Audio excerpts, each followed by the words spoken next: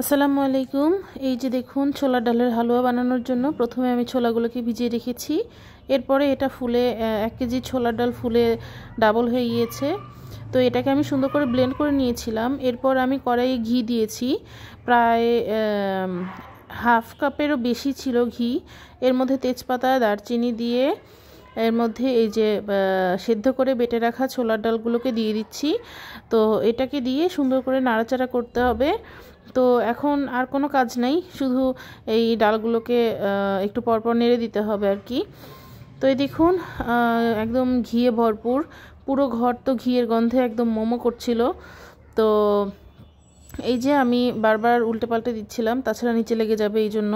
তো নিচে একবার লেগে গেলে কিন্তু পুরো জিনিসটাই নষ্ট হয়ে যাবে। খুব সাবধানে কিন্তু হালুয়াটা তৈরি করতে হয়। হালুয়া তৈরি করার মূল টেকনিকটাই হচ্ছে নাড়াচাড়া করা। তো এরপরে আমি চিনি দিয়ে দিচ্ছি এখানে। তো 1 কেজি ডালের জন্য আমি 1 কেজি চিনি ব্যবহার করেছি। তাছাড়া মানে মিষ্টিটা আসলে পরিমাণ মতো না হলে হালুয়াটা কিন্তু মুখে লাগে না।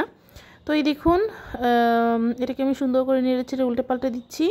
তো এইবার এটা একদম চিনি থেকে মানে চিনি গলে পানি না হওয়া পর্যন্ত এটাকে একটু পরপর নেড়ে দিতে হবে, উল্টে দিতে হবে। এইবার আমি এর মধ্যে দিয়ে দিচ্ছি হচ্ছে এলাচ। তো এলাচ থেতো করে একদম খোসাগুলোকে ফেলে শুধু কালো অংশটা বা এলাচের বিচিটাকে দিয়ে দিয়েছি। তো এবার খুব ভালো করে নেড়েচেড়ে উল্টে পাল্টে দিচ্ছি। এবার দেখুন, অনেকক্ষণ পরে কিন্তু চেহারাটা এরকম হয়েছে, একদম লিকুইড হয়ে গিয়েছে।